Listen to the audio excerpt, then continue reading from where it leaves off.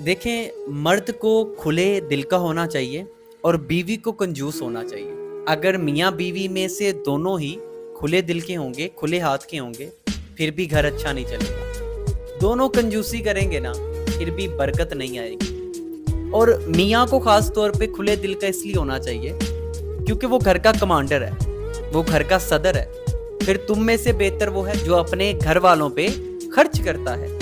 तो मर्द जो होती है ना, उसकी मर्दानगी की सिफ्त भी प्रोमिनेंट होती है अगर वो खुले दिल का हो। लेकिन बीवी को चाहिए कि वो संभालने वाली हो। और मैं अक्सर कहता हूँ कि बीवियाँ या औरतें सियासत से नहीं, सलीके से अच्छी और ख़ानदानी लगती हैं। और उन मेरी बहनों को भी मेरा पैगाम है जो अपने खावंद की जो फजूल खर्ची ज़्यादा करती हैं और जिनको लगता ही नहीं है कि ये फजूल खर्ची है, तो खुदारा इस चीज़ का ख्याल रखें कि अपने मर्द को आप बड़ा बनाएं और ख़ुद थोड़ी सी सेविंग्स करें।